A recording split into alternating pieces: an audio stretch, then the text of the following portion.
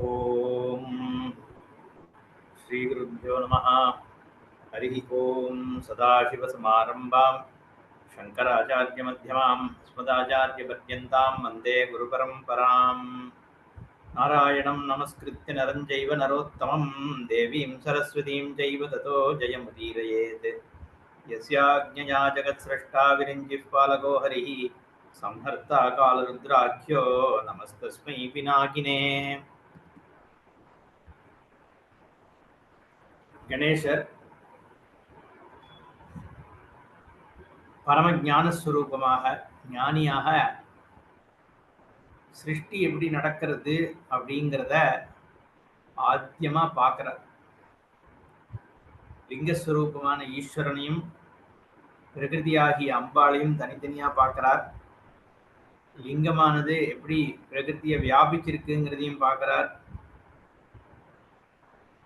அப்படி அந்த ஈஸ்வரனையும் அம்பாளையும் சிவசக்திய ஏகஸ்வரூபமாக சிவசக்தி ஐக்கியமாக பார்த்த விக்னேஸ்வரர் பிரார்த்தனை பண்றார். அப்படிங்கிற வரைக்கும் பார்த்தோம். நமாமி தேவம் சக்தியான்விதம் ஞான ரூபம் பிரசன்னம் ஞானாத்பரம் பரமம் ஜோதி ரூபம் ரூபாத்பரம் பரமம் தத்வரூபம் தத்வாத்பரம் பரமம் மங்களஞ்ச ஆனந்தாக்கியம் நிஷ்கலம் நிர்விஷாதம். பரமேஸ்வரா நமஸ்காரம் பண்றேன். எப்படிப்பட்ட ஸ்வரூபம்னா சக்தியான்விதம், அம்பாளோடு கூட சேர்ந்திருக்கிற ஸ்வரூபம், ஞான ரூபம். பகவானோட தேகமே ஞானஸ்வரூபம், யுகபத் ஞானம்னு பேர். இந்த சிருஷ்டியானது, நம்ம சிருஷ்டி நடந்திருக்குன்னா என்ன நினைக்கிறோம்? ஏதோ தனித்தனியா ஒரு மலை காடு, இந்த பிளானட்ஸு கிரகங்கள், சூரியன் சந்திரன், இதெல்லாம் ஒன்று ஒன்றா களிமண் மாதிரி ஒரு வஸ்துவை வச்சு இதெல்லாம் பிடிச்சி வச்சிருக்கார் பகவான், அதுதான் சிருஷ்டி அப்படின்னு நினைக்கிறோம். ஆனா சாஸ்திரங்கள் சிருஷ்டியை பத்தி என்ன சொல்றதுன்னா, ஞான ரூபமான சிருஷ்டி.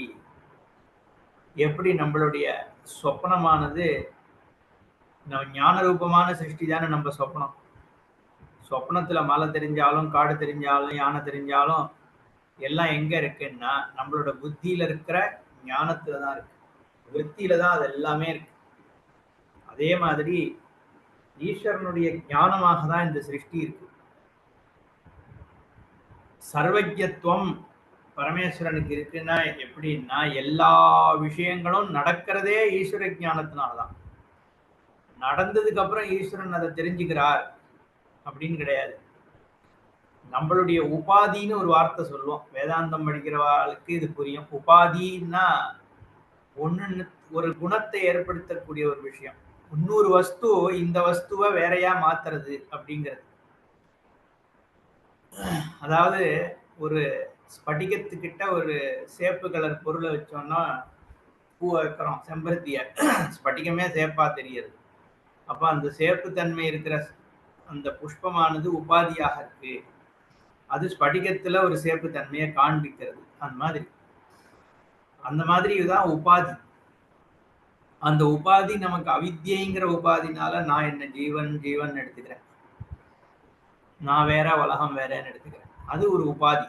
அதே மாதிரி ஈஸ்வரனுடைய உபாதி எப்படி இருக்குன்னா ஞானஸ்வரூபமான உபாதி. ஈஸ்வரனுடைய உபாதியே சர்வஜானம், எல்லா விஷயத்தினுடைய உள்ள இருக்கிற தத்துவத்தையும் உள்ள இருக்கிற விஷயங்களையும் எப்படி இயங்குகின்றது எல்லாம் ஈஸ்வரனுடைய ஞானமாக தான் இருக்கு. அந்த ஞானமே தான் உலகத்தினுடைய இயக்கம்.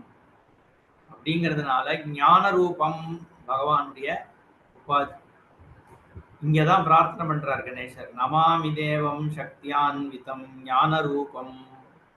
பரமேஸ்வரன் ஞான ரூபமா இருக்கார், பிரசன்னம் நித்திய ஆனந்த ஸ்வரூபமா இருக்கார். அதனால நீ ஞானஸ்வரூபம் பிரசன்னஸ்வரூபம்னு பிரார்த்தனை பண்றார். ஞானாத்பரம், விருத்தி ஞானத்தையும் தாண்டிய ஆதாரபூதமான ஸ்வரூபம். அது எப்படிப்பட்டதுன்னா பரஞ்சோதி ரூபம். பரஞ்சோதி, பரஞ்சோதி அப்படின்னா என்ன அர்த்தம்னா, ஜோதிக்கெல்லாம் ஜோதியாக இருக்கக்கூடிய சைதன்ய ரூபமாக பரமேஸ்வரன் இருக்கார் அதனால பரஞ்சோதிகின்னு பேரு பரமேஸ்வரன். ரூபாத் பரம், எத்தனையோ நாம ரூபங்களை பார்க்கிறியே, அது எல்லாத்தையும் கடந்த பொருள்.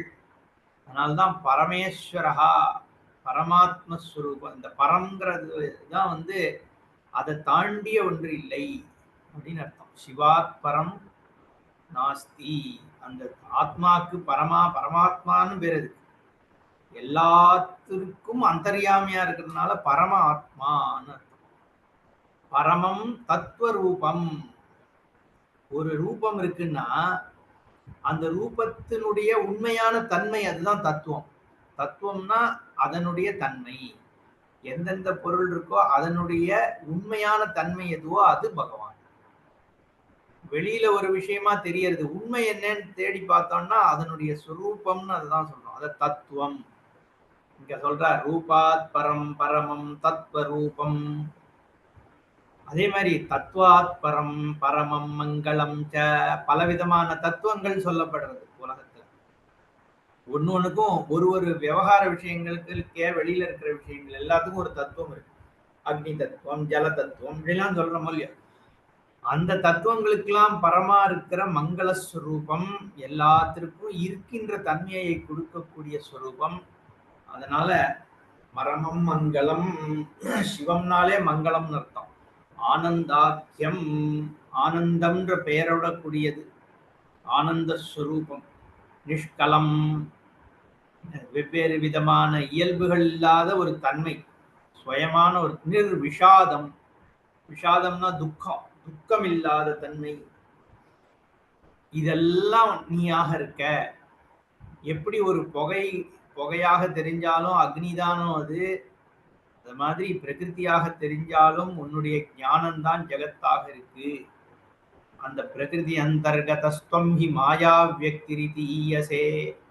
அதனால மாயையினால தனித்தனியாக எல்லாம் தெரிஞ்சாலும் எல்லாத்துக்கும் அந்தர்யாமியா இருக்கிறது நீதான்.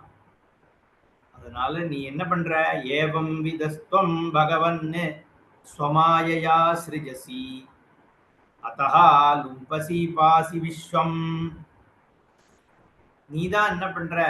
இப்படி மாயா சுரூபமாகவும் மாயைக்கு காரணமாக இருக்கிற சுரூபமாகவும் இருந்துட்டு உன்னுடைய மாயையினால உலகத்தை கிரியேட் பண்றா, சிருஷ்டி பண்றா மாதிரி பண்ற, காக்குற மாதிரி பண்ற, அழிக்கிற மாதிரி பண்ணிட்டு இருக்கியே. இதெல்லாம் உன்னுடைய லீலை தானேன்னு சொல்றார். அஸ்மாத் கராத் சர்வமிதம் பிரநஷ்டம் சப்ரம்ம விப்ரேந்திரயுதம் சச்சராச்சரம். இப்படி விஷத்தினால நஷ்டமாயிருக்கிற இந்த சராச்சரத்தை திருப்பி ஆவிர்பவிக்க பண்ணணும். ததா புராசீர் பகவான் மகேஷஸ் த்ரைலோக்கியநாதோசி சராச்சராத்மா புருஷ்வ சீக்கிரம் சகஜீவகோஷம் சராச்சரம் தத் சகலம் பிரதக்தம்.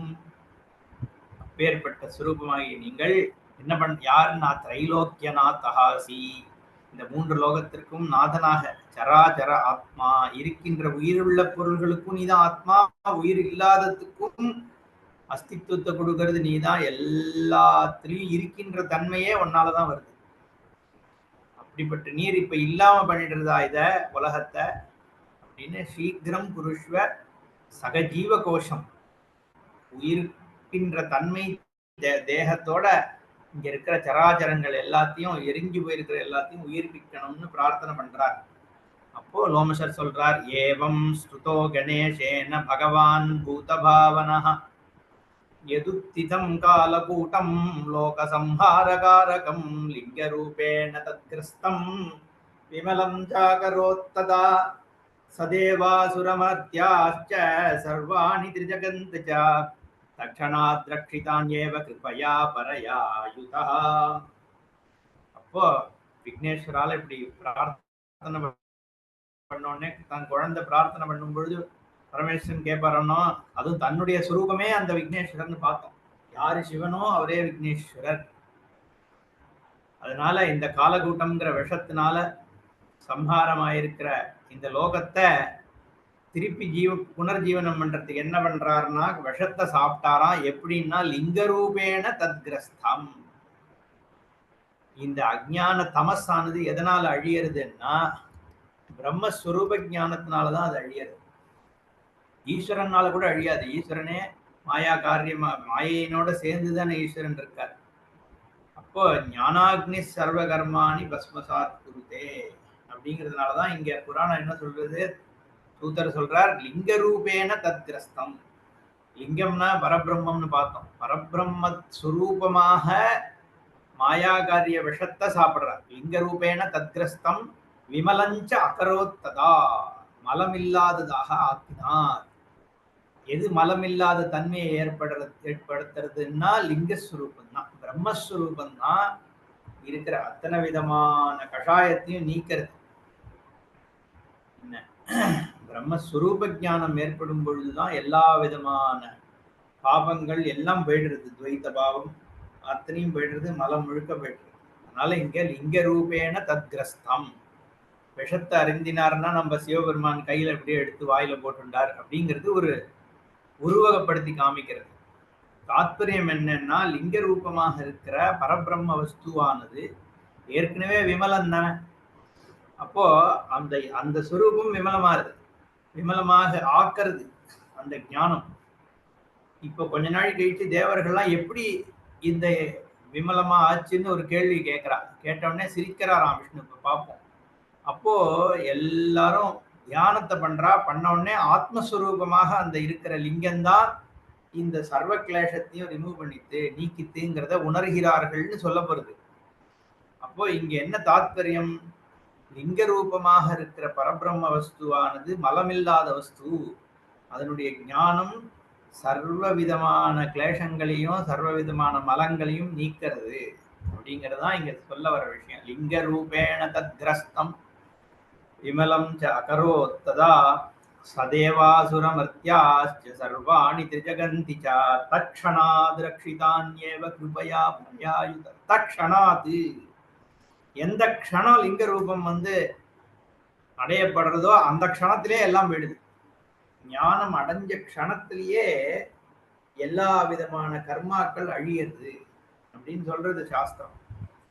இதுக்கப்புறம் வேற எதையும் பண்ணி எல்லாம் அழியறது இல்லை. ஞானம் அடைஞ்ச க்ஷணத்துல எல்லாம் போயிடுது. வித்யதே ஹிருதய கிரந்தி சித்தியதே சர்வசம்சயா தஸ்மின் திருஷ்டே பராவரை. எப்போ அந்த தரிசனம் ஏற்படுறதோ, ஆத்ம ஞானம் ஏற்படுறதோ, தக்ஷணமே எல்லாம் அருந்து போயிடுறது, கட்டு அறிகிறது. அப்போ எல்லா விதமான பாபங்களும் அந்த க்ஷணத்துல எரிஞ்சு போயிடுறது, பஸ்மம் ஆயிடுது. பஸ்மம் எப்படி ஆறுது, அஜ்ஞானம் நாசம் ஆயிடுறது, அவ்வளவுதான். அந்த அஜ்ஞானம் என்னத்துக்கு சொல்லி இதெல்லாம் இருக்குன்னு எதெல்லாம் சொல்லிதோ, அஜ்ஞானம் போனோடனே அது இருந்திருக்கவே இல்லைன்ற ஞானம் வந்துடுது. சுரூபம் ஒண்ணுதான் இருக்கு அப்படிங்கிறதுனால தானாவே போயிடுறது எல்லாம் அப்படிங்கிறதான் இங்க சொல்ல வருது. பிரம்மா விஷ்ணு சுரேந்திரஜ லோகபாலா சஹர்ஷயா யக்ஷா வித்யாதரா சித்தா கந்தர்வாப்சரசாங்கணாஹ உத்திதாச்சைவ தே சர்வே நித்ரா பரிகதா இவா. இதுல பிரம்மா விஷ்ணு தேவேந்திரன் மற்ற தேவதைகள் ராட்சசர்கள் வித்யாதரர்கள் சித்தர்கள் கந்தர்வர்கள் அப்சரசர்கள் ரிஷிகர்கள் லோகபாலர்கள் எல்லாரும் தூக்கத்திலேருந்து எழுந்துட்டா மாதிரி திருப்பி எழுந்துக்கிறானாம். உற்பத்தி ஆகுது. பிரம்மா முதற்கொண்டு விஷ்ணு முதற்கொண்டு எல்லாம் மாயா காரியம் தானே. சகுணம்னு வந்துட்டாலே மாயா காரியம் தான். விஷ்ணு சகுண பிரம்மத்தை தான் விஷ்ணுன்னு சொல்றோம், வேதத்தை தான் பிரம்மான்னு சொல்றது, வேதஸ்வரூபம்.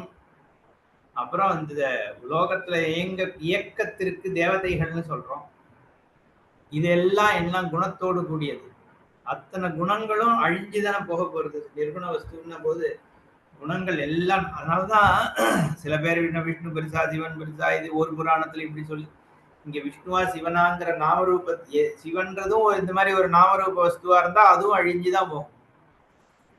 நிர்குண நிரவயவ ஆகார சர்வாகாரமாக நிராகாரமாக இருக்கக்கூடிய ஸ்வரூபம் அதுதான் மீதி இருக்கிறது, ஆகாரம்லாம் போனதுக்கு அப்புறம்னு அர்த்தம். அப்ப அங்கேயும் திருப்பியும் அதுக்கு ஒரு பேரை வச்சுட்டு அது ஒரு சகுண பிரம்மம் மாதிரி ரெண்டுத்தையும் சண்டை கொண்டிருக்க கூடாது. இங்க சொல்ல வர்றது என்னன்னா, பரபிரம்ம நிர்குண வஸ்து. அதுக்கு நம்ம பேரு தான் சிவஹான்றது மங்களம்ங்கிறதுக்காக பேரை மாத்தி வைக்கணும்னா வச்சுக்கலாம், அது பிரச்சனை இல்லை. பட் பொதுவாக வியாப்னோதி இது விஷ்ணுனா வியாபகத்துவம் இருக்கு, சர்வத்தையும் வியாபிக்கிறதுனா சர்வம்னு ஒண்ணு இருக்கணும். அப்போ சகுனமாக இருந்து அதை வியாபிக்கிறதுன்னு சொல்ல வேண்டி இருக்கிறதுனால அந்த நாமம் இந்த இடத்துல சூட் ஆகாது. ஏன்னா சுரூபம் வந்து நிர்குணமா இருக்கிறதுனால. அதனாலதான் பேரை ஒழிய இதுல ஜங்கு சக்கர கதை இருக்கிறவர் பெருசா, திரிசூலத்தை வச்சு கைலாசத்துல உட்கார்ந்து இருக்கிறவர் பெருசாங்கிற இதுக்காக இல்லை. ஏன்னா இந்த பெரிய பிரச்சனையே இந்த புராணங்கள்ல இருக்கிற சண்டை வந்து இவர் பெருசா அவர் பெருசாங்கிறதுதான். அது வந்து அவர்களை ஒரு மனிதர்கள் மாதிரி பாக்குறது, தளபதியா தலையாங்கிற மாதிரி அப்படி பாக்குறதுக்காக சொல்லப்படலை. இது ஸ்வரூபத்தை அறிந்து கொள்றதுக்காக தான் புராணங்கள் சொல்றது. அதனால வேதம் எதனால விஷ்ணு அழிஞ்சு இந்த சிவஸ்வரூபம் தான் மீதி இருக்குன்னா அது தாத்பரியம் என்னன்னு பார்க்கணுமே ஒழிய இது இப்படி சொல்லுது அது அப்படி சொல்லுது அதனால அந்த புராணம் பெருசா இந்த புராணம் பெருசா, இது தாமச புராணம் அது சாத்விக புராணம் இப்படின்னு பிராண்ட் பண்ணிட்டு இந்த புராணத்தெல்லாம் படிக்கக்கூடாது, வெறும் பத்ம புராணத்தையும் விஷ்ணு புராணத்தையும் தான் படிக்கணும்னு சொல்லிட்டு இருந்தா அது அது அர்த்தம் இல்லாம போயிடும். 18 புராணமும் எல்லாம் சமந்தான், எல்லாம் ஒரே பிரம்மவஸ்துவையும் லோகத்தினுடைய இயக்கத்தினுடைய சுரூபத்தையும் காண்பிச்சு கொடுக்கறதே ஒழிய இதுல வந்து ஒண்ணு இதை உயர்வா சொல்லுது இன்னொன்னு அதை உயர்வா சொல்லுதுன்றது அர்த்தம் இல்லை. எல்லாமே பிரம்மத்தை மட்டும்தான் உயர்வா சொல்லியாகணும். நிர்குண வஸ்துவை தானே உயர்வா சொல்லணும், சகுனத்துக்கு மேலதானே நிர்குணம் இருக்க முடியும். ஏன்னா குணம் அழியக்கூடியது, நிர்குணம் அழியாத தன்மை, அஸ்தித்வம் இருத்தல்றதுதான் ஆதார சுரூபம். அதுல அந்த இருத்தலுக்கு மேலதான் குணங்கள் அத்தியாசம் ஏற்படுறது. அப்ப ஆத்தியாசிகமான விஷயங்கள் தான் அழியுமே ஒழிய இருத்தல்ன்ற அந்த ஆதாரபூதமான சுரூபம் அழிய முடியாது. அதுதான் தாத்பரியம். அதுக்கு என்ன பேர் வச்சிருக்கோங்கிறதுல போய் சண்டை கொண்டு இருக்க கூடாது. அது புராணம் இந்த பேர் கொடுத்துருக்கு ரைட், அவ்வளவுதான். அதுக்கு காரணம் என்னன்னா அது சிவம்னா ஏன் மங்களம்னு இருக்கு, ஏன் விஷ்ணுனா மங்களம்னு இருக்கக்கூடாதுன்னு அப்படின்னு அப்படி சொல்லியிருந்தாலும் திருப்பியும் அதே தானே சண்டை போட்டு இருக்க போறோம். அது அதனால இங்க தாத்பரியம் என்னன்னு பார்க்கணும். இங்க என்ன சொல்றது, பிரம்மா விஷ்ணு சுரேந்திரஸ்ச லோகபாலாக சக ரிஷயா யக்ஷாக வித்யாதராக சித்தாக கந்தர்வாக அப்சரசகனாக எல்லாரும் தூக்கத்திலேருந்து எழுந்துக்கிற மாதிரி எழுந்துக்கிறாங்க. சிருஷ்டியே அப்படிதான். சிருஷ்டிங்கிறது எப்படி தூக்கத்திலேருந்து எழுந்துக்கிற மாதிரி அத்தனை ஜீவராசியும் ஜீவாத்மாக்களும் எழுந்துண்டாகணும், அப்படிதான் சிருஷ்டி. பிரளயம்னா அப்படியே தூங்குற மாதிரி திரும்பி போகிறது தான். ஒண்ணு ஒன்னா சிருஷ்டி பண்றது இல்லை ஈஸ்வரன். யுகபத் எல்லாம் அப்படியே எழுந்துக்கிறது அப்படிங்கிறது தான். ஏன்னா அத்தனை ஜீவராசிகளும் அன்மேனிஃபெஸ்ட் மோடுல அவ்யாகிருத்தமாக பகவான்கிட்ட இருக்கு பிரளயத்துல. அடுத்த யுகம் ஆரம்பிக்கும் பொழுது திருப்பி அத்தனை ஜீவராசிகளும் தூங்கி எழுந்துக்கிற மாதிரி எழுந்துக்கிறது. அதுதான் இங்க காண்பிக்கிறது. உத்திதாஸ்சேவ தே சர்வே நித்யாபரிகதா இவ. தூக்கம் போன உடனே எப்படியே கண்ணை திறந்து பாக்குறாளோ அந்த மாதிரி எழுந்தார்கள். அத்தனை ஜீவராசிகளும் எழுந்துக்கிறதா.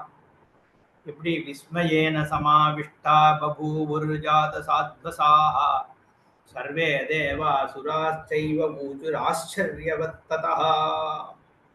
எல்லாம் பிரமிப்போட எழுந்துக்கிறதா. என்னடா நடந்தது, திடீர்னு ஏதோ ஒரு பெரிய விஷம் மாதிரி ஒண்ணு திபுன்னு வந்தது, அதுக்கப்புறம் ஒண்ணுமே தெரியல, இப்ப திடீர்னு எழுந்து பார்த்தா வேற இடத்துல இருக்கோமே. லாஸ் ஆஃப் டைம் தானே இருக்கும். ஏன்னா அது வரைக்கும் தூங்கிட்டு இருந்தோங்கிற விஷயம் கூட இருக்காது. இருந்துட்டு இருந்தா தூங்கிட்டு இருந்திருக்கலாம். இங்க வந்து அந்த சாட்சி அனுபவம் கூட இல்லாம மீதி இருக்கிறதுனால திடீர்னு எழுந்து பார்த்து விஸ்மயத்தோட பார்த்து ஒருத்தர் பேசிக்கிறாளாம். என்ன நடந்தது. குவகாலகூட்டம் சுமஹத்தி ஏன வித்ராவிதாவயம் மிருதப்ராயா கிருதா சத்யஹ சலோகபாலகாஹ்யமி. எங்க அந்த காலகூட்டம், எந்த விஷமானது நம்மளை இறந்தவர்களுக்கு சமமாக பண்ணியிருக்கேன், மிருதப்ராயா கிருதாஹா, நம்ம எல்லாரையும் எங்க போச்சு அது அப்படின்னு இதி அப்ருவன் ததா தைத்யாஹ தூஷ்ணீம் பூதாஸ்ததா ஸ்திதாஹ சக்ராதயோ லோகபாலா விஷ்ணும் சர்வேஸ்வரேஸ்வரம் பிரம்மாணஞ்ச புரஸ்கிருத்ய இதமூச்சு சமேதிதா. பிரம்மாவை பார்த்து எல்லா தேவர்களும் பிரம்மாவோடு சேர்ந்து விஷ்ணுவை பார்த்து எல்லா தேவர்கள், தேவேந்திரன் முதலான தேவர்கள் கேட்கிறாளாம். அசுரர்கள்லாம் பேசாம இருக்காளாம். என்ன கேட்கிறான்னா, கேனேதம் காரிதம் விஷ்ணு ந விதாமோல்பமேதசா. யாரு பண்ணது இத, இப்படி கடைஞ்சுட்டே இருந்தோம் திடீர்னு இப்படி ஆயிடுச்சு, இதுக்கெல்லாம் காரணம் என்ன அப்படின்னு விஷ்ணுவை பார்த்து கேட்டா, அவர் சிரிக்கிறாராம். ததா பிரஹஸ்ய பகவான் பிரம்மணா சகதைசுரைஹி. மகாவிஷ்ணு அவர் எல்லாம் அறிஞ்சவராச்சு, ஒரு புன்முறுவலோட பேசாம விட்டுறார் பிரஹஸ்ய அப்படின்னு. அப்புறம் என்ன பண்றதுன்னு தெரியல, எல்லாரும் சமாதிக்கு போறாளாம். சமாதிம் அகமன் சர்வே அபி ஏகாக்ர மனசஸ்ததா. மனசை ஏகாகிரம் படுத்திட்டு எல்லாரும் சமாதி நிலையை அடைகிறார்கள். இது என்னன்னு தெரிஞ்சுக்கணுங்கிறதுனால அடைஞ்ச உடனே தத்துவஞானேன நிருஹ்ருத்ய காமக்ரோதாதிகான் த்விஜாஹ.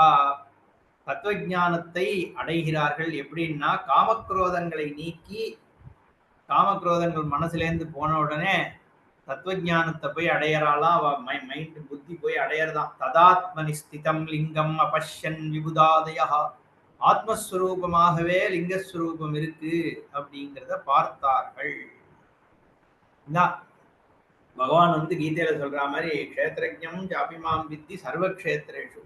ஒரு க்ஷேத்திரத்திலையும் க்ஷேத்திரஜனாக இருக்கிறது நான் தான் பகவான் சொல்றாரு. அதை அத்தனை பேரும் பார்த்தார்கள் அப்படின்னு சொல்றது. அந்த தாத்பரியத்தை இங்க எந்த லிங்கஸ்வரூபமானது இந்த காலகூட விஷத்தை முழுங்கித்தோ அது வேற எங்கேயும் வெளியில இல்ல, ஆத்மாவாதான் இருக்கு அப்படின்னு பாக்குறா. சமாதிகம் சமாதிமகம் சமாதிம் சமாதி அதிகமாக சமாதிம் அகமத்து. சமாதியை அடைந்தார்கள். யாரு? சர்வேபி ஏகாகிர மனசா, ஏகாகிர சிந்தனையோடு அடைந்தார்கள். தத்துவஞானேன நிருஹ்ருத்ய காமக்ரோதாதிகான் துஜாஹ. அதனால காமக்ரோதங்கள் போனாதான் தத்துவஞானம் சித்திக்கும்ங்கிறதையும் இங்க சொல்றது புராணம். நிருஹ்ருத்ய காமக்ரோதாதிகான் தத் ஆத்மனி ஸ்திதம் லிங்கம் அபஷ்யன் விபுதாதயா. அது எப்படி காமக்ரோதம் போறது அப்படிங்கிறதெல்லாம் இங்க விஸ்தாரமா சொல்லப்படலை. அது பகவத்கீதா முதலான சாஸ்திரங்கள்ல காமக்ரோதத்தை எப்படி கையாள்றதுங்கிறதெல்லாம் விஸ்தாரப்படுத்தப்படுறது ஸ்மிருதி கிரந்தங்கள்ல. இங்க என்ன எண்ட் எஃபெக்ட், என்ன தேவை அப்படிங்கறத மட்டும்தான் இங்க காண்பிக்கிறது, கோடிட்டு காண்பிக்கிறது புராணம். ததாத்மனி ஸ்திதம் லிங்கம் அபஷ்யன் விபுதாதேக. ஏன்னா புராணம்ங்கிறது கதா சுவாரஸ்யத்தோட சொல்ல வேண்டியதுன்றதுனால ரொம்ப தாத்பரியத்தை விஸ்தாரப்படுத்தி சொன்னோம்னா அது சுவாரஸ்யம் குறைஞ்சிடும். அதனால புராணங்கள் வந்து வெறும்ன கோடிட்டு காமிச்சுட்டு போகிறது. இதை விஸ்தாரப்படுத்தி தெரிஞ்சுக்கிறோம்ன்ற ஆசைப்படுறவர்கள் உபனிஷா முதலான ஸ்ருதி ஸ்மிருதிகளை போய் இதுக்கு வந்து எப்படிங்கிற விஷயத்த வந்து புரிஞ்சுக்கணும். என்னங்கிறத இது சொல்றது. விஷ்ணும் புரஸ்கிருத்ய ததா துஷ்டு பரமார்த்ததா ஆத்மனா பரமாத்மானம் யோகின பர்யுபாசதே. விஷ்ணு முதலானவர்கள் அத்தனை பேரும் ஆத்மஸ்வரூபத்துல பரமாத்மாவை யோகிகள் பார்க்கிற மாதிரி பார்த்தார்கள். பார்த்து அந்த பிரம்மஸ்வரூபத்தை வந்து ஸ்தோத்திரம் பண்றா. எப்படிப்பட்டதுன்னு. லிங்கமேவ பரம் ஞானம், லிங்கமேவ பரந்தப, லிங்கமேவ பரோ தர்ம, லிங்கமேவ பராகதிஹி, தஸ்மாத் லிங்காத் பரதரம் யச்ச கிஞ்சின்ன வித்யதே. அதனால லிங்கம்தான் பரஞானம். லிங்கஸ்வரூபம் ஆத்மஸ்வரூபம் தான் ஞப்தி ஸ்வரூபம். பரஜானம்னா இங்க வந்து ஞப்தி, விருத்தி கிடையாது. ஞானத்திற்கு ஆதாரமாக இருக்கிறதுன்றதுனால பரம்ன்ற வார்த்தை சேர்றது. லிங்கஸ்வரூபம் தான் ஞப்தி ஸ்வரூபம். லிங்கமேவ பரந்தபா. தபஸ்னா எது வந்து தபஸினுடைய ஆதாரமாக இருக்கோ அதுவும் லிங்கம்தான். லிங்கஸ்வரூபம் தான் தர்மஸ்வரூபம். லிங்கஸ்வரூபம் தான் கதி, போய் அடைய வேண்டிய இடம். ஸ்வரூபம் அதுதான். எல்லா நாமரூபங்கள் போனதுக்கு அப்புறம் எங்க போய் விழறதுன்னா ஆத்மா லயம் அடையாது, லிங்கத்துலதான் விழறது. அதனால தஸ்மாத் லிங்காத் பரதரம் எச்ச கிஞ்சின்ன வித்யதே. அந்த ஸ்வரூபத்துக்கு வேற ஆதார ஸ்வரூபம் கிடையாது, சர்வாதாரமா இருக்கிறது. ஆதாரம்னா எது ஆதேயமா இருக்கோ அதுவும் அதுதான். இங்க ஆதாரம் தனியா பிரிக்கப்படாது. இது ஒரு பெரிய பிரச்சனை. இப்போ நிறைய ரொம்ப ஃபேமஸா இருக்கிற சில பேரோட டிஸ்கஷன்ஸ்லயே இந்த உலகம்லாம் மாயை அப்படிங்கிறத அதிலிருந்து மைண்டை எடுத்து இந்த மாதிரி உள்ள வச்சு அப்படிலாம் சொல்லும் பொழுது என்ன ஆகுதுன்னா, அதுவும் இருக்கு இதுவும் தனியா இருக்கு. கஷ்டப்பட்டு அதுலேருந்து மனசை எடுத்து இதுக்குள்ள வச்சு எப்பவும் அதுல திருப்பி போயிடாம பாத்துக்கணும் இப்படின்லாம் சொல்லும் பொழுது என்ன ஆகுதுன்னா, இது வேற அது வேறன்னு ஆயிடுது. அது அது பூர்ண ஞானமாக இருக்காது. இங்க ஆதார ஸ்வரூபம் லிங்கம்தான், ஆதேயமா இருக்கிறதும் அதுதான். அதனாலதான் லிங்கத்துல பிரகிருதி வியாபிச்சிருக்கு, பிரகிருதியில லிங்கம் வியாபிச்சிருக்குன்னு போன நேத்து இதுல பார்த்தோம். சக்தியில வந்து லிங்கம் வியாபிக்கிறது, லிங்கத்துல சக்தி வியாபிக்கிறது. அதனால ரெண்டும் ஒண்ணுதான். அதனால ஆதாரம்னு சொல்றதுனால நம்ம போக்கஸ ஆதயத்திலேயே வச்சிருக்கோம். அதெல்லாம் இல்லாம ஆதாரத்துக்கு எடுத்துன்னு வரும் பொழுதுதான் எது ஆதேயமா இருக்கோ அது ஆதாரத்துக்கு அப்பாற்பட்டது இல்லை அப்படின்னு புரியறதுக்காக. ஏவம் ப்ருவந்தோ ஹி ததா சுராசுராஹ சலோகபாலாஹ ரிஷிபிஸ்ச சாகம் விஷ்ணும் புரஸ்கிருத்ய தமாலவர்ணம் சம்பும் சரணம் சரணம் பிரபன்னாஹ. அதனால சுரர்கள், அசுரர்கள், லோகபாலர்கள், ரிஷிகள் எல்லாம் மகாவிஷ்ணுவோடு கூட கமாலவர்ணமாக இருக்கக்கூடிய மகாவிஷ்ணுவும் சேர்ந்து பரமேஸ்வரனுடைய பிரம்மவஸ்துவினுடைய சம்பும் சரணம் சரணம் பிரபன்னாகா, சம்பும் சரண்யம் சரணம் பிரபன்னாகா, சரணத்துக்கு அர்ஹதனாக இருக்கக்கூடிய சம்புன்ற இந்த லிங்கஸ்வரூபத்திற்கு சரணத்தை அடைந்தார்கள், இல்ல சரணம் அடைந்தார்கள். திராஹி திராஹி மகாதேவ கிருபாளோ பரமேஸ்வரா புராத்ராதா ததா சர்வே ததாத்வம் திராதுமர்ஹசி தத்தேவதேவ பவதச்சரணாரவிந்தம் சேவானுபந்த மகிமானம் அனந்தரூபம். ஸ்தோத்திரம் பண்றா, நீங்க தான் எல்லாத்தையும் காப்பாத்துறவர், எங்களை ஏற்கனவே காப்பாத்திருக்கீர்கள், இப்பயும் காப்பாத்தணும், உங்களுடைய சரணாரவிந்தத்தை அடைகிறோம். அனுபந்த மகிமானம் அனந்த ரூபம் ஸ்வதாஸ்ரிதம் யத் பரமானுகம்பையா நமோஸ்துதே தேவவர பிரசீத. அதனால பரம கருணையினால காப்பாற்றணும்னு பிரார்த்தனை பண்றார். பகவான் மகாவிஷ்ணுவும் லிங்கஸ்வரூபத்துக்கு நடுவில் உட்காந்து அவரும் பிரார்த்தனை பண்றாராம். லிங்கஸ்வரூப மத்தியஸ்தோ பகவான் பூதபாவனஹா சர்வைஹி சுரகணைஹி தாக்கம் பபாஷேதம் ரமாபதிஹி. என்ன சொல்றார்? துவம் லிங்கரூபி பகவான் ஜெகதாம் அபயப்பிரதா மிருதா ஸ்ராதா கராத் சர்வே தஸ்மான் மிருத்யுஞ்சய பிரபோ ரக்ஷ ரக்ஷ மகாகால திரிபுராந்த நமோஸ்துதே. இந்த விஷம்ன்ற மிருத்யு இருக்கே, மிருத்யு ஆகிய விஷத்திலிருந்து எல்லாரையும் காப்பாத்துறதுனால மிருத்யுஞ்சயன்னு உனக்கு பெயர். எது? ஆத்மஸ்வரூபம் தான் மிருத்யுஞ்சயன். மிருத்யு காலத்தை கடந்து இருக்கிறது பரமாத்மஸ்வரூபம். அதனால அதுதான் மிருத்யுஞ்சயம். மிருத்யுவை ஜெயிக்கிறது எதுன்னா பரமாத்மஸ்வரூபம் தான். கால தேச வஸ்து அபரிச்சின்னம் அப்படிங்கிறது நம்ம ஆத்மா பரமாத்ம வஸ்துக்கு பிரம்மத்தினுடைய ஒரு லட்சணம். காலத்திற்கு அப்பால் இருக்குன்னா காலமே எதுல இருந்து உற்பத்தி ஆகுறதோ அதனால மிருத்யுஞ்சயதி. அந்த மிருத்யுஞ்சய ஸ்வரூபம் இருக்கே அதுதான் இங்க லிங்கரூபியான ஈஸ்வரன். அதுதான் அபயம் கொடுக்கிறது. அதனால்தான் விஷ்ணு ஸ்தோத்திரம் பண்றார். தொம் லிங்கரூபி பகவான் ஜெகதாம் அபயப்பிரதா. பயத்தில் இருந்து நீக்கி அபயம் கொடுக்கக்கூடியது உன்னுடைய சுரூபம். ஏன்னா பயமே மிருத்யு தானே. மிருத்யு தான் பயம், பயம்தான் மிருத்யு. க்ஷணத்துக்கு க்ஷணம் மாறிட்டு இருக்கிறதே மிருத்யு. அதுவே பயத்துக்கு காரணம். இன்ஸ்டெபிலிட்டி. ஒரு 4 நிமிஷம் எர்த்குவேக் வந்ததுன்னா நேற்றுக்கு எப்படி எல்லாம் பயந்து போயிடுது மக்கள்லாம். இன்ஸ்டெபிலிட்டியே ஒரு பயம்தான். அன்சர்டனிட்டி பயம்தான். மாறிண்டே இருக்கிற தன்மை பயம் தானே. அப்போ அந்த சம்சார நிவர்த்தி மிருத்யுஞ்சயனால மட்டும்தான் தர முடியும். மிருதா ஸ்திராதா கராத், கராத் மிருதா திராதா. அதனால நீதான் வந்து இந்த மிருத்யுங்கிற விஷத்திலிருந்து எல்லாரையும் காப்பாத்துற. அதனால உனக்கு மிருத்யுஞ்சயன்னு பெயர். அதனால மகாகால அப்படின்னு ஒரு பெயர். ரக்ஷரக்ஷ மகாகால. காலத்திற்கு காலனாக இருக்கிறதுனால மகாகால். அவந்திகா புரி அப்படிங்கிற உஜ்ஜயின்ல வந்து மகாகாலன்னு பேர் இல்லையா பரமேஸ்வரன். அவந்திகா மகாத்மியம்னு இந்த ஸ்காந்தத்துல ஒரு அத்தியாயம், ஒரு கண்டத்துல ஒரு பெரிய பகுதியே இருக்கு. அப்பேற்பட்ட மகாகால திரிபுராந்தகா. திரிபுராந்தகன்னு வேற பேர். 3 புறம். 3 புறம்ங்கிறது 3 ஸ்டேட்ஸ் ஆஃப் எக்ஸ்பீரியன்ஸ். அதையும் தகிக்கிறது திரிபுராந்தகாரின். அப்படின்னு பரமேஸ்வரனுக்கு பேர். அப்படி இருக்கிற ஸ்வரூபம் பரபிரம்ம ஸ்வரூபம் தான். அது எல்லாமே பரபிரம்மன் தான் மகாகால், பரபிரம்மன் தான் திரிபுராந்தகன். ரக்ஷ ரக்ஷ அப்படின்னு மகாவிஷ்ணு ஸ்தோத்திரம் பண்றார். விஷ்ணுனா சம்ஸ்துதோ தேவஹா லிங்கரூபி மகேஸ்வரஹா.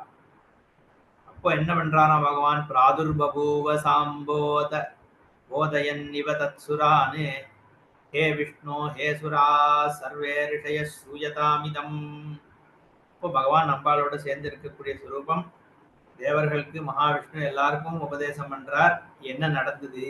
ஏன்னா அதுதானே இங்க என்ன ஆச்சுன்னு தெரிஞ்சுக்க ட்ரை பண்றாலும், ஏன் இந்த விஷம் வந்தது, எப்படி எல்லாம் மக்னம் ஆச்சு அப்படிங்கிறத இங்க சொல்றார். மன்யதேபிஹி சம்சாரே அனின்யே நித்யதாகுலம் அவிலோகயதாம் ஆத்மானம் ஆத்மனா விபுதாதயா கிம் யஜ்ஞைः கிம் தபோபிश्च கிம் உத்யோகேன கர்மணாம் ஏகத்வேன பிருதக்த்வேன கிஞ்சின்னைவ பிரயோஜனம் யஸ்மாத் பவத்பிர்விலிதைः கிருதம் யத் கர்ம துஷ்கரம் க்ஷீராப்தேः மதனம் தத்து அமிர்தார்த்தம் கதம் கிருதம் மிருத்யுஞ்சயம் நிராகிருத்ய அவஜ்ஞாய ச மாம் சதா. அதனால பகவான் சொல்றார், லௌகிகாலாம் இந்த சம்சாரத்துல இருக்கக்கூடிய விஷயங்களை சாமானிய மூடர்கள் மக்கள் என்ன பண்றான், உலகத்துல இது கிடைச்சா நன்னா இருக்கும், அது கிடைச்சா நன்னா இருக்கும், இந்த விஷய சுகம் வேணும், அந்த விஷயம் சுகம் வேணும்னு இது எல்லாத்தையும் நித்தியமா நினைச்சுட்டு எல்லாம் தேடி போகிறான். அப்படி போகும்பொழுது என்ன பண்றதுன்னா அது துக்கத்துலதான் கொண்டு போய் விடுறது. அவிலோகயதா ஆத்மானம் அவிபுதாதயா. ஆத்மஸ்வரூபத்தை பார்க்காமல், நித்தியஸ்வரூபத்தை பார்க்காமல் வெறும் இந்த லௌகிக விவகாரத்திலேயே ஈடுபட்டு இருக்கிறவர்கள் நீங்கள்லாம் என்ன பண்ணேன்னா, கிம் யஜ்ஞைஹி கிம் தபோபிஹி ச கிம் உத்யோகேன கர்மணாம் என்ன விதமான காரியம் செஞ்சாலும், யஜ்ஞமாக இருக்கட்டும் இல்ல லௌகிகமான கர்மாவாக இருக்கட்டும், ஒத்தரா செஞ்சாலும் சரி பல பேரா சேர்ந்து செஞ்சாலும் சரி, ஏகத்வேன பிருதக்த்வேன கிஞ்சின் நைவ பிரயோஜனம், அதனால ஒரு பிரயோஜனமும் கிடையாது. திருப்பி திருப்பி சம்சார சக்கரத்துல போய் சுழட்டி விட்டு இருக்கதான் போறது. இந்த மாதிரி யஸ்மாத் பவத்பிஹி அபிலிதைஹி கிருதம் யத் கர்ம துஷ்கரம், ரொம்ப கஷ்டமான விஷயம் நீங்கள்லாம் பண்ணேன், எல்லாரும் ஒண்ணு கூடி ஏகத்வேன க்ஷீராப்தேஹே மதனம், இந்த கடலை பார்க்கடலை கடையறல் எதுன்னா அமிர்தார்த்தம், அமிர்தத்துவத்தை அடையணும்னு சொல்லிட்டு இந்த கடன்னு கடையறைகள் உட்கார்ந்து எதை திரஸ்காரம் பண்ணிட்டு இதை பண்ணேன்னா, மிருத்யுஞ்சயம் நிராகிருத்திய அவஜ்ஞாய ச மாம், எல்லாத்துக்கும் ஆதாரமாக இருக்கிற ஸ்வரூபம் தான் அமிர்தஸ்வரூபம். ஆனா நீங்க என்ன பண்றீள், ஸ்வரூபமாக இருக்கிற அமிர்தஸ்வரூபமாகிய பிரம்மாத்மா பரமாத்ம ஸ்வரூபத்தை விட்டுட்டு லௌகீகமாக இல்ல வேதத்துல சொல்லி இருக்கிற யஜ்ஞயாகாதி கர்மங்கள் வழியாக எனக்கு அமிர்தத்துவம் கிடைக்கும், ஸ்திரத்தன்மை கிடைக்கும்னு தேடுன்னு தேடுற. தமிழ் அந்த காலத்துல பாட்டு உண்டே, இருக்கும் இடத்தை விட்டு இல்லாத இடம் தேடி அலைகின்றார் அடி ஞான தங்கமேன், அந்த கதை தான். இருக்கிற இடம் ஸ்வரூபமாக இருக்கு, அதான் மிருத்யுஞ்சய ஸ்வரூபம். அதை விட்டு எங்க தேடுறோம், இல்லாத லௌகிக விஷயத்துல போய் தேடிட்டு. ஏன்னா அதுதான் ஈஸியா கண்ணுக்கு தெரியாது. எங்கேயோ ஒரு இடத்துல தொலைச்சானாம் மோதிரத்தை, ஒரே இருட்டா இருந்தான், பக்கத்துல எங்கேயோ ஒரு இடத்துல ஸ்ட்ரீட் லைட் இருந்து அங்க போய் தேடிட்டு இருக்கான். என்னடா தேடுறேன்னா, மோதிரத்தை காணும்னு தேடிட்டு இருக்கேன். எங்கடா தொலைச்சாதோ, அங்க இருட்டா இருக்கே அங்க தொலைச்சேன்னா. அப்ப ஏன்டா இங்க தேடுறேன்னா, அங்கதான் இருட்டா இருக்கே அங்க எப்படி தேடுறதுன்னு நானா. அந்த கதையா இது ஆத்ம வஸ்து எனக்கு ஒன்றும் புரியவும் மாட்டேன், ஒன்றும் இல்லை, ஏதோ வேதாந்தங்கிறா, அது சமஸ்கிருதம் எல்லாம் படிக்க வேண்டியிருக்கு. இது ரொம்ப ஏதாவது மற்ற இது வழியாக அமிர்தத்துவம் கிடைக்குமான்னு தேடினா கிடைக்குமோ, எங்க இருக்கோ அங்கதானே தேடணும். அதுதான் இங்க சொல்ற, நீ பார்க்கடலை போய் கடைஞ்சின்னு இருக்க, அமிர்தம் வேணும்னு. அமிர்தம் எங்க இருக்குன்னா மிருத்யுஞ்சய ஸ்வரூபம் இருக்கு, ஸ்வரூபத்தை தான் நீ பார்க்கணுமே வழிய, ஈஸ்வர தியானம் பண்ணணும், சொஸ்வரூபத்துல நிக்கணுமே வழியில சொரூபத்துக்கு அப்பாற்பட்ட வெளியில இருக்கிற விஷயங்களை போய் பார்த்தா அதுதான் இங்க மிருத்யுஞ்சயம் நிராகிருத்திய அவஜ்ஞாயச்ச மாம் சதா. உன்னுடைய சொரூபமா இருக்கிற என்ன விட்டுட்டு நீ எங்கேயோ தேடிட்டு இருக்கியே, அப்ப என்ன ஆச்சுன்னா தஸ்மாத் சர்வே மிருத்யு முகம் பதிதா வைன சம்சய. அதனால மிருத்யுல போய் விழுந்துட்டேன் எல்லாரும் போய். அமிர்தத்துவத்தை சொரூபத்துல தேடாம மிருத்யு இருக்கிற இடத்துல தேடின அங்க போய் விழுந்துட்ட. எல்லாரும் அதுதான் போய் இந்த மிருத்யு சம்பவிச்சதுக்கு அதுதான் காரணம். அஸ்மாபிர் நிர்மிதோ தேவோ கணேஷः காரிய சித்தயே நனமந்தி கணேசம் ச துர்காம் செய்வ ததா விதாம். சரி, இந்த மாதிரி உங்க புத்தி வந்து தப்பான லட்சியம் கரெக்டு தான், அமிர்தத்துவத்தை அடையணுங்கிறது தான் லட்சியம். ஒத்துமையா இருந்ததும் நல்லதுதான். தேவர்கள் அசுரர்கள் எல்லாத்தையும் சேர்த்து பெரிய எஃபர்ட்லாம் போட்டு எல்லாம் பண்ணேன். ஆனா ஏன் வந்து புத்தி சரியான விஷயத்துக்கு போகாம இப்படி தப்பான இடத்துக்கு போச்சுன்னா, நீ ஆரம்பிக்கும் போது பண்ண வேண்டிய கணேச பூஜைய பண்ணலை. அதாவது தெய்வத்தை துணை எடுத்துக்கல. நீ எதை துணை எடுத்துக்கணுமோ அதை எடுத்துக்காம துரியோதனம் பண்ண மாதிரி சேனை இருந்தா போறோம் பகவான் தேவையில்லைன்னானே அந்த கதையா போச்சு. அஸ்மாபிகி நிமித்த நிர்மிதோ தேவஹா கணேசா காரிய சித்தி. காரிய சித்தி அடையணும்னா நான் கணேசர்ன்ற ஒருத்தரை நான் வந்து ஏற்படுத்தி உங்களுக்கு வச்சிருக்கேன். அந்த விக்னராஜரை வந்து நமஸ்காரம் பண்ணிட்டு ஆரம்பிச்சிருந்தேன்னா கரெக்டான விஷயம் புத்தியில ஸ்புரிச்சிருக்கும். அப்ப மட்டும் இதே பார்க்கடலை கிடைஞ்சா வந்து அமிர்தம் கிடைச்சிருக்குமான்னு அப்ப அர்த்தம் அப்படி கிடையாது. உனக்கு வந்து எதை பண்ணணும்ன்ற புத்தியானது காயத்ரியில அதானே வந்து பிரார்த்தனை. தியஹா பிரச்சோதயாத், என்ன என் சரியான விஷயத்தை செய்யக்கூடிய அளவுக்கு என் புத்திக்கு பிரகாசத்தை கொடு, கரெக்டான விஷயத்தை அணுகிறதுக்கு எனக்கு புத்தியை கொடு அப்படின்னு தான் பிரார்த்தனை. அந்த மாதிரி நனமந்தி கணேசம் ச துர்காம் செய்வ ததாவிதாம் கிளேஷபாஜோ பவிஷ்யந்தி நாத்திரகாரியா விசாரணானால விக்னேஸ்வரனையும் துர்கையாகிய பராசக்தியும் ஸ்தோத்திரம் பண்ணாம காரியம் பண்றவர்களுக்கு கிளேஷம்தான் ஏற்படும். ரெண்டும் இவர் தான். கணேஸ்வரன் இவர் தான், துர்கையும் இவர் தான். ஆனா பிரார்த்தனை அங்கதான். ஏன்னா அது ஒரு காரிய உத்தேசத்தினால பிரார்த்தனை, விக்னத்தை ரிமூவ் பண்ணணும் நீக்கணுங்கிறதுக்காக. சுரூப சித்தி ஈஸ்வரனை வந்து தியானம் பண்ணும் பொழுது கிடைக்கும். யூயம் சர்வே. ஆனா ஏன்னா இங்க முக்கியமா என்ன, அந்தந்த தேவத்தைய வந்து அந்தந்த விதமாக உபாசிக்கும் பொழுதுதான் அந்தந்த பலன் கிடைக்கும். அது ரொம்ப கிளியரா இருக்கணும் நம்ம என்ன. அதனால வந்து எல்லாம் ஒரே சுரூபம் தானே. ஆகாஷாத் பதிதம் தோயம் யதாகச்சதி சாகரம் சர்வதேவ நமஸ்காரா கேசவம் பிரதி கச்சதின்னு சொல்லியிருக்கேன். மற்ற தேவத்தையெல்லாம் உபாசிக்க கூடாது. இது இந்த மாதிரி ஒரு குரூப் சொல்றதுன்னா வந்து ஒருத்தர் தான் பண்ணணும், மற்றதெல்லாம் வந்து அனன்யா பக்தி அப்படின்னு. அது கரெக்டு தான். அவர் என்ன சொல்றாரு, நீ அதை மற்றவாளை பிரார்த்தனை பண்ணாதேன்னு சொல்லல, நீ பண்ணுப்பா, பண்ணாலும் அது எனக்கு தான் வந்து சேருது.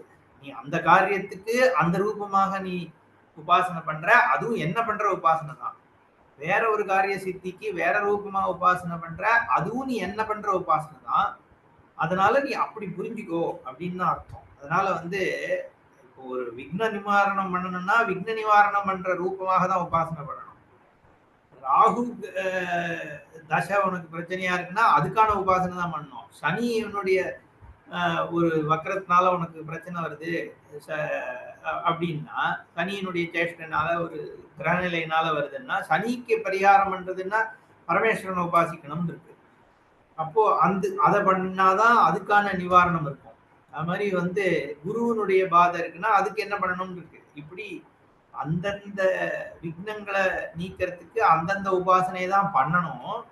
அப்படி பண்ணும் பொழுதும் நீ என்னதான் உபாசிக்கிற அப்படிங்கிறதா அந்த தாத்பரியமே ஒழிய இது எல்லாத்தையும் விட்டுட்டு ஒண்ணுதான் பண்ணணும்னு பகவான் சொல்ல வரல. என்ன அவர் கிளியரா சொல்றார், நீ எதை பண்றியோ நீ எல்லாரும் ஏற்ற அந்நிய தேவதா உபாசனை யார் பண்றாளோ அவள்லாமும் என்னதான் உபாசிக்கிறா அப்படின்னு தான் சொல்ற. யூயம் சர்வே து அதர்மிஷ்டா ஸ்தப்தாக பண்டிதமானினா காரியாகாரியம் அவிஜ்ஞாய கேவலம் மானமோகிதாக திட்டார். எல்லாரும் என்ன எனக்கு தான் தெரியுன்ற ஒரு புத்தியோட நீங்க பாக்குறேன். என்ன அகங்காரம் தானே எல்லாத்துக்கும் பிரச்சனை காரணம். யூயம் சர்வே து அதர்மிஷ்டாக ஸ்தப்தாக. பண்டித மானினகா, எனக்கு எல்லாம் தெரியும் எல்லாம் தெரியும் அப்படிங்கிற புத்தி, எது செய்யணும் எது செய்யக்கூடாதுங்கிற விஷயத்த வந்து சரியாக உணராதவர்கள். அதனால எல்லாம் போய் இதுல விழுந்தேள். தஸ்மாத் கால முக்கிய சர்வே பதிதா. அதனால இந்த காலத்துல போய் விழுந்து நாசத்தை அடைஞ்சேள். அப்ப என்ன சொல்ல வர, இந்த மாதிரிலாம் இருக்கிறது நாசத்தை ஏற்படுத்தும். நமக்கு பண்ற உபதேசம். அர்ஜுனம் நிமித்தீகிருத்திய பகவான் ஆக அப்படின்னு பாஷ்யக்காரர் சொல்றாரு. அர்ஜுனன் நிமித்தம் தான் கீதை சொல்றது. யாருக்கான உபதேசம்னா நமக்கான உபதேசம். இந்த மாதிரி இங்க வந்து பரமேஸ்வரன் வந்து தேவர்களை திட்டினார்னா அடடா நன்னா திட்டுறாருன்னு சொல்லக்கூடாது. நம்ம இதுல இருந்து என்ன போதம் இருக்கு அப்படிங்கிறதுதான் பார்க்கணும். அதனால நம்ம அதர்மிஷ்டனாக ஸ்தப்தனாக எனக்கு தான் தெரியும், நான் தான் கரெக்ட் அப்படின்னு இல்லாம ஓப்பன் மைண்டடா சாஸ்திரம் என்ன சொல்லுதுன்றத பார்க்கணும். அதான் ஃபர்ஸ்ட் ஸ்டெப். சர்வே ஸ்ருதிபரா யூயம் இந்திராத்யா தேவதா கணாஹ பிரரோச்சன பராஹ சர்வே க்ஷுத்ராஹ ச இந்திராதயோ விருதான் ஆத்மானம் ச பிரபஞ்சேன வேத்சி त्वं हि शचीपते कृतः प्रयत्नो हि महान् अमृतार्थं त्वया षट अश्वमेधशतेनैव यद्राज्यं प्राप्तवानसि अपि तच्च पराधीनं तन्न जानासि दुर्मते. எல்லாரையும் தேவதைகள் எல்லாத்தையும் கூட சொல்றார். இந்த முதல்ல இந்திரனை சொல்றார், நீ வந்து யாரு என்ன கேட்டாலும் நீ அதை பண்ணிட்டு இருக்க, உனக்கு வந்து நீ ஆத்ம நான் ஆத்மானம் பிரபஞ்சேன வேட்சி சுரூப ஞானத்தை தேடி ஓடுறது இல்ல. என்ன நீ என்ன பண்றன்னா அமிர்தத்துக்காக இவ்வளவு எத்தனம் பண்ண, ஆனா நீ இந்த இந்திரபதியை எப்படி அடைஞ்சேன்னா 100 அஸ்வமேதம் பண்றதுனால உனக்கு ராஜ்யம் கிடைச்சுது. ஆனா அப்பிதச்ச பராதீனம், நீ உன்னை யாரு என்ன யாகம் பண்ணி என்ன கேட்டாலும் அதை கொடுத்துன்னு அவர்களுக்கு அடிமையா போயிட்டு இருக்கே ஒழிய எது ஒண்ணு ஆத்ம க்ஷேமத்தை பண்ணணுமோ அதை பாக்குறது இல்லையே அப்படின்னு சொல்ற. தேவதைகளை வந்து இங்க வந்து அவர்களுடைய தன்மை இதெல்லாம் நம்ம எப்படி பார்க்கணும்னா தேவதைகள் இந்திரன்லாம் எப்படி இயங்கிறது அப்படிங்கிறத இங்க காண்பிக்கிறது புராணம். எயிர் வேத வாக்கியை त्वं मूढ संस्तुतो अस्ति तपस्विभिः ते मूढाः தோஷயந்தி துவாம் தத்தத் ராகபராயணாக. உனக்கு வந்து ஆகுதி கொடுக்குறானே இந்திரன், இந்திரனுக்குன்னு அவன் எதுக்கா பண்றான், ஆசையை பூர்த்தி பண்றதுக்காக பண்றான். ராகபராயணாக தபஸ்விகள் எல்லாம் எதுக்காக பண்றான்னா ஈஸ்வரன் அடையறதுக்காக பண்ணல, தன்னுடைய ஆசைகளை பூர்த்தி பண்றதுக்காக அக்னிஷ்டோமம் முதலான யாகங்கள் வாஜபேயம் எல்லாம் தான் சொர்க்கத்துக்கு வரணும் அதுக்கு பண்றான்.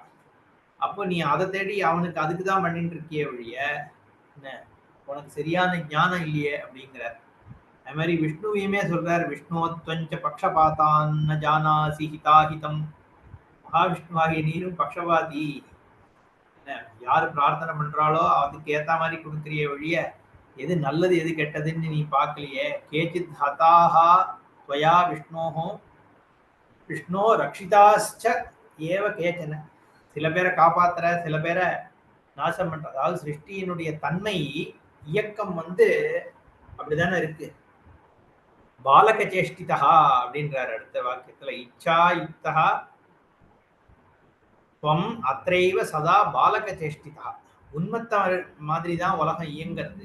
ஏன்னா நியத்திங்கிறது வந்து ஒரு டிசார்டர்லியாக தெரியறது. ஈஸ்வரன் ஏன் இப்படி நடக்கிறது அப்படின்னு நமக்கு புரியல இல்ல. அந்த தன்மை ஒரு சிருஷ்டியினுடைய தன்மை எப்படி இருக்குங்கிறத சொல்ற. ஏ அந்நேஜ லோகபாகா சர்வே தேஷாம் வார்த்தா குதஸ்மியா அந்யதாஹி கிருத்தேஹி அர்த்தே அந்யதாத்வம் பவிஷ்யதி. எதை எப்படி பண்ணணுமோ அப்படிதான் பண்ணணும் அப்படின்னுதான் இங்க வந்து சொல்லிட்டு போறார். இன்னொரு 2-3 ஸ்லோகம் அதோட இந்த 10வது அத்தியாயம் முடியறது. நாளைக்கு பார்ப்போம். ஓம் பூர்ணமதః பூர்ணமிதம் பூர்ணாத் பூர்ணமுதச்யதே பூர்ணஸ்ய பூர்ணமாதாய பூர்ணமேவாவசிஷ்யதே. ஓம் சாந்தி சாந்தி சாந்தி. ஹரி ஓம் ஸ்ரீ குருभ्यो நமः. ஹரி ஓம். ಧನ್ಯವಾದಗಳು.